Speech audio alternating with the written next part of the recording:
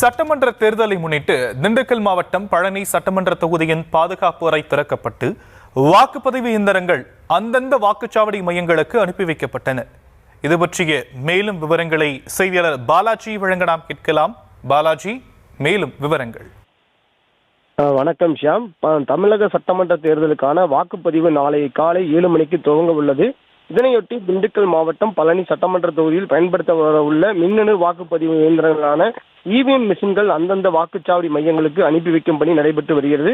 பழனி வட்டாட்சியர் அலுவலக வளாகத்தில் பலத்த பாதுகாப்புடன் வைக்கப்பட்டிருந்த பாதுகாப்பு அறை ஸ்ட்ராங் ரூம் இன்று காலை தேர்தல் நடத்தும் அலுவலர் மற்றும் அனைத்து அரசியல் கட்சி பிரதிநிதிகள் முன்னிலையில் திறக்கப்பட்டது.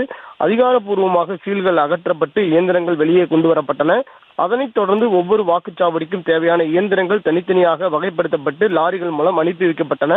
இதில் குறிப்பாக கொடைக்கானல் மலைப்பகுதியில் உள்ள சாலை வசதி இல்லாத குக்கிராமங்களுக்கு இயந்திரங்களை கொண்டு செல்வதில் தேர்தல் அதிகாரிகள் அதிக கவனம் செலுத்தி வருகின்றனர். வெள்ளகவி போன்ற மலைப்பகுதிகளுக்கு செல்ல முறையான சாலை வசதி இல்லாததால் துப்பாக்கி ஏந்திய போலீஸ் பாதுகாப்புடன் இயந்திரங்கள் தலைச்சுமையாகவும் சில இடங்களில் குதிரைகள் மூலமாகவும் கொண்டு செல்ல பணிகள் நடைபெற்று வருகிறது. இயந்திரங்களுடன் சேர்த்து வாக்குச்சாவடி மையங்களில் பணியாற்ற உள்ள மண்டல அலுவலர்கள் மற்றும் வாக்குச்சாவடி நிலை அலுவலர்களுக்கும் இன்று மதியம் தங்களுக்கு ஒதுக்கப்பட்ட மையங்களுக்கு புறப்பட்டு சென்றனர். அனைத்து வாக்குச்சாவடிகளிலும் இணையதள வசதி மற்றும் வெப்காஸ்டிங் செய்வதற்கான ஏற்பாடுகளும் இறுதி செய்யப்பட்டுள்ளன. ஷியாம், விவரங்களுக்கு நன்றி பாலாஜி.